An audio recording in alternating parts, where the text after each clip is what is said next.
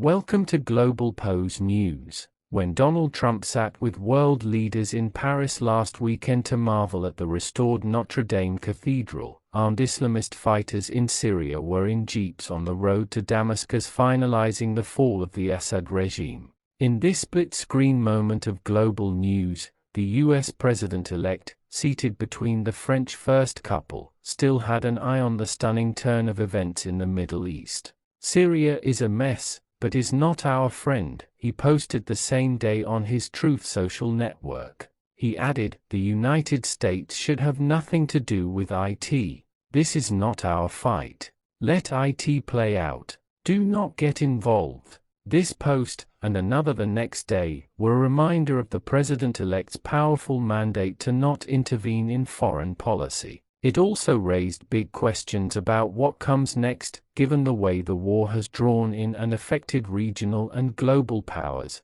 Can Trump really have nothing to do with Syria now that President Bashar al-Assad's government has fallen?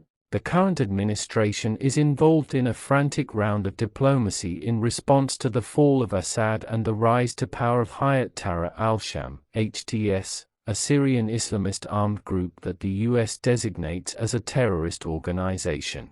I'm writing this on board Secretary of State Antony Blinken's plane, as he shuttles between Jordan and Turkey trying to get key Arab and Muslim countries in the region to back a set of conditions Washington is placing on recognizing a future Syrian government. The US says it must be transparent and inclusive, must not be a base for terrorism, cannot threaten Syria's neighbors, and must destroy any chemical and biological weapons stocks. For Mike Waltz, Trump's nominee for National Security Advisor, who has yet to be confirmed, there is one guiding principle to his foreign policy. President Trump was elected with an overwhelming mandate to not get the United States dug into any more Middle Eastern wars, he told Fox News this week. He went on to list America's core interests there as the Islamic State, IS group, Israel and our Gulf Arab allies.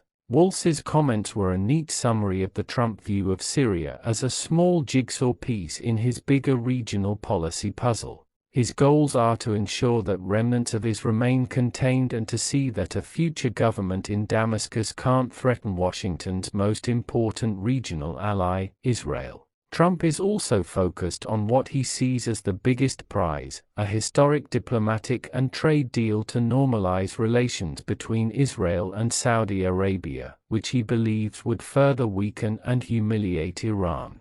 The rest, Trump believes, is Syria's mess to work out. Trump's rhetoric harkens back to how he talked about Syria during his first term, when he derided the country, which has an extraordinary cultural history dating back millennia, as a land of sand and death.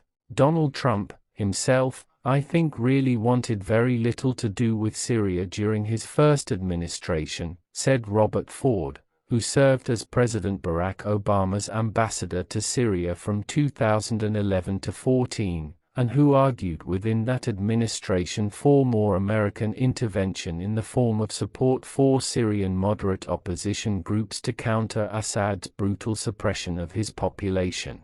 For more updates, news, views from around the globe, follow us on all our social media platforms at Globalpose.